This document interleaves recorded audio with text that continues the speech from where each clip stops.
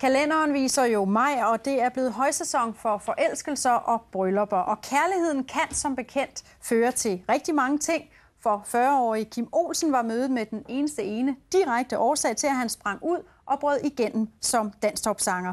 For han kan ganske enkelt ikke lade være med at synge, når han ser sin udkårne.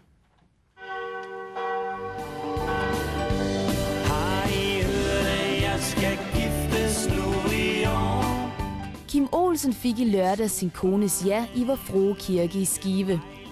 Det kom der en sang ud af. Hun er sød, ja, hun er skøn, hun er en hver svigerfars drøm. Det var også kærligheden til Hanne, der for nylig sendte Kim Olsen 11 uger på P4's danstopliste med sangen Love.dk. Min drøm den blev til virkelighed. Jeg fandt den store kærlighed, jeg lukkede på Love.dk. En hyldest til parets første møde på en datingside på internettet. Velkommen Kim og Hanne Olsen, og tillykke med brylluppet. Jeg får lyst til at sige, at det må da have været en meget, meget lang fest, for I sidder stadigvæk i bryllupstøjet. Ser vi ikke også lidt træt ud? Jo, det gør I, men I ser godt ud. Hanne, hvordan er det at have en mand, som i den grad skriver sange til og om en? Jamen altså, det er jo romantisk, og ikke noget, man sådan regner med at opleve på noget tidspunkt i sit liv, så det har været helt fantastisk, det vil jeg sige. Det var ikke lige det, du havde forestillet dig? Overhovedet ikke, nej. Kim, sangen Love.dk, den stryger jo direkte ind på danstoplisten, og man kan sige, det er jo ikke fordi, du har skrevet dansktopsangen før. Den handler om dit møde med Hanne. Prøv at beskrive den sang. Jamen altså, nu passer det ikke helt. Jeg har sådan set skrevet dansktopsangen før. Men du har aldrig røget ind på nej, fordi det er sådan set min debut som solist. Jamen altså, det var hele den følelse, jeg havde, efter at have lært Hanne at kende på Love.dk, der simpelthen inspirerede mig til at skrive den. Altså, fordi jeg havde det godt med det, og jeg havde det godt med den måde, jeg havde lært hende at kende på. Og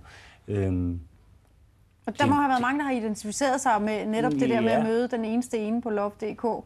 Det kan man så håbe på, fordi det er jo lidt det, det kan altså lade sig gøre. Det er jo ligesom det, jeg fortæller i den historie. Ja.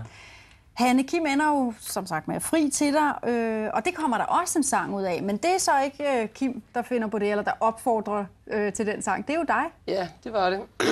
Det var fordi, at jeg altid godt kunne lide den der Bo Bendiksens Det er vores bryllupsdag.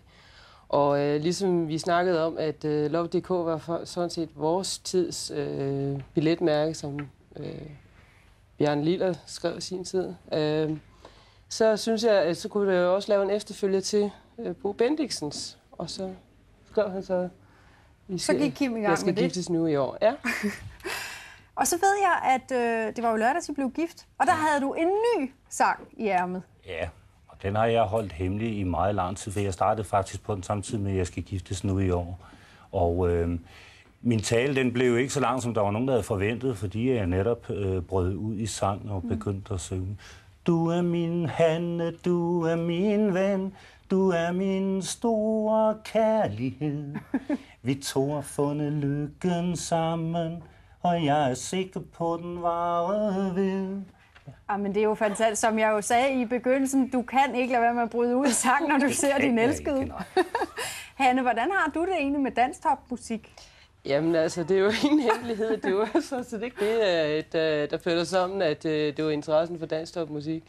Jeg har aldrig interesseret mig særlig meget for dansktopmusik. Alle andre genrer vil jeg næsten sige, undtagen danstop. Ja, jeg ved, du er sådan en, der har hørt Springsteen og sådan nogle ting. Ja, Springsteen og Siddhartha og klassisk musik kan jeg faktisk også godt lide. Og countrymusik sådan, men jeg ser allerede den første konflikt her i jeres ægteskab, når I sådan skal sætte CD på derhjemme. Nej, det går fint. Hvorfor du omvendt nu, eller hvad? Nej, altså jo, vi har jo så hørt dansktop, dengang han var på, og jeg har jo også lært at vende mig til at høre det, og kan sådan begynde at skelne lidt mellem, hvad jeg synes, der er godt, og hvad der er skidt, men ellers så har vi meget den samme smag for musik også.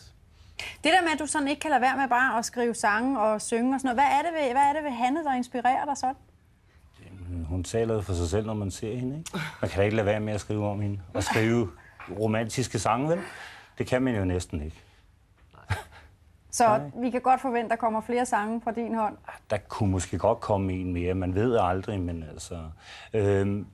Hele vores forhold og det er hele den måde, at vi lever på, og som ikke kun par, men også som venner og sådan noget, jamen det er med til at inspirere. Altså i det hele taget det, at man har det godt sammen, det giver jo mere inspiration, end hvis man ikke har det godt. Så det i sig selv, det hjælper gevaldigt. Ja. Så ved du, hvad den næste sang så skal handle om? Nej, det ved ikke endnu. Ikke endnu, nej. Men den kommer jo til dig sådan lige pludselig. Ja, lige pludselig, så er den der bare. Og Hanne har lært at høre dansk topmusik, sammen med Springsteen. Også det, ja. Det er stort. Ja. Jamen, jeg vil ønske jer alt muligt held og lykke med jeres kærlighed og ægteskab. Tak skal I have. Selv tak.